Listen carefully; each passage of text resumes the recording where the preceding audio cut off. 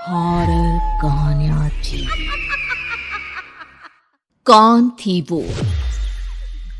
मैं 8 महीने की प्रेग्नेंट थी और अपनी डिलीवरी के लिए अपने मायके गई थी। माँ ने मुझे फोन पर बताया, घर के पीछे की तरफ जो खाली जमीन थी ना, वहां पर एक नया कमरा बनवा लिया है। इतने सालों के बाद जैसे ही अपने घर में कदम रखा, कुछ अलग सा लगा।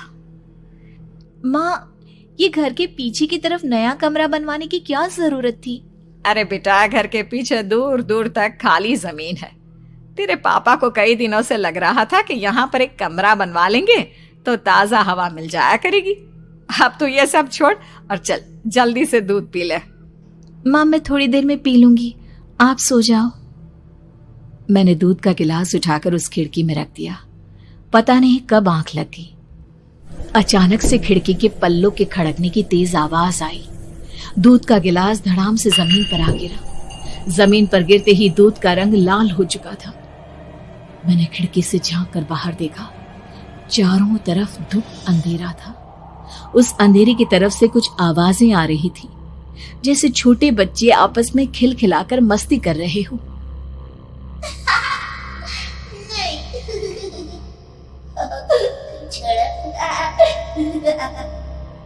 इतनी रात को इतने घनघोर अंधेरे में बच्चों की आवाज कैसे आ रही है? घड़ी में वक्त देखा तो ठीक 12 बजे थे। देखकर मैं सन्न रह गई। बुरी आत्माओं और भूतों की कई कहानियां मैं सुन चुकी थी। वक्त भी कुछ ऐसा ही था। ऊपर से मैं प्रेग्नेंट।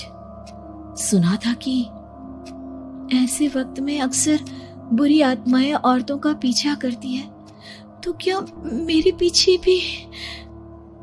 पसीने से तरबतर बड़ी मुश्किल से, जैसे कांपते हाथों से मैंने उस खिड़की को बंद किया।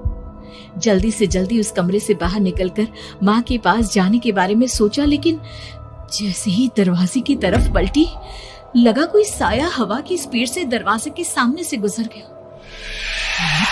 मेरे गले में अटक कर रह गई।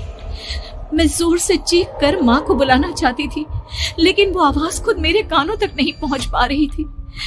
तो माँ तक कैसे पहुंचती? खिड़की के पल्ले एक बार फिर तेज हवा के झोंके से धड़ाम करके खुल गया और पूरी ताकत से मैं चीख पड़ी। जानती थी मेरी चीख की आवाज सुनकर कुछ ही सेकंड में माँ वहां पहुंच जाएगी, लेकिन ऐसा कुछ हुआ ही नहीं। मेरा कलेजा डर के मारे फटा जा रहा था। आखिर माँ ने मेरी आवाज क्यों नहीं सुनी? इतनी गहरी नींद में तो माँ कभी नहीं सोती। ठीक पीछे खुली हुई वो खिड़की। मुझ में इतनी ताकत नहीं बची थी कि मैं पलटकर उस तरफ देख भी सकूं। हवा का एक सनसनाता हुआ झोंका उसी वक्त मेरे कानों से आकर टकराया। लगा जैसे किसी ने दबी हुई आवाज में धीरे से मुझसे कहा, चली जाओ यहाँ से। मैंने दोनों हाथ अपने कानों पर रख लिए और एक बार फिर ताकत लगाकर जोर से चीखने की कोशिश की। माँ! पापा! मेरी आवाज उस कमरे की दीवारों से टकराकर वापस मुझे ही सुनाई दे रही थी।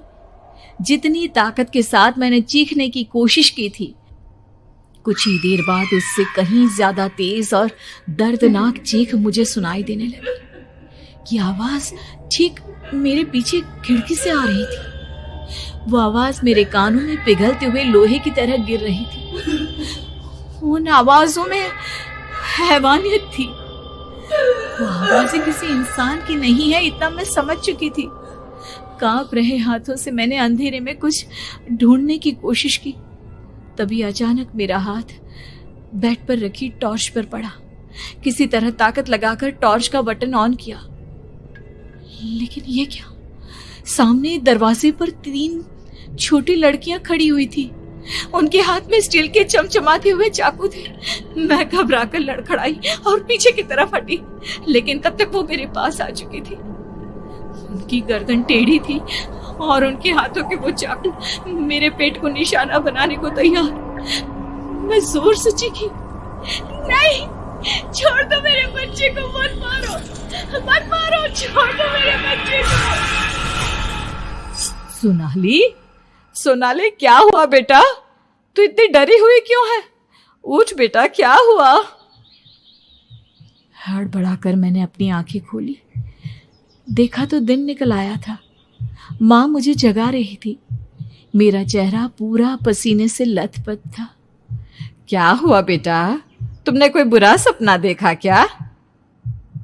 मैं अभी तक अपने पूरे होश में नहीं थी। वो मेरे बच्चे को मार देगी माँ। वो लड़की मेरे बच्चे को। मैंने घबराकर अपने पेट को छुआ। सब कुछ ठीक था। और वो दूध जो रात को यहाँ पर गिर गया था, उसका रंग लाल हो गया था। माँ ने हंसते हुए दूध का गिलास मुझे दिखाया। तुमने दूध पिया ही नहीं, पूरा का पूरा ऐसे ही रखा हुआ है। तुमसे कहा था ना सोनाली, सेहत के लिए लापरवाही ठीक नहीं बेटा। लेकिन मैंने तो सब कुछ अपनी खुली आंखों से देखा था। ये सपना कैसे हो सकता है?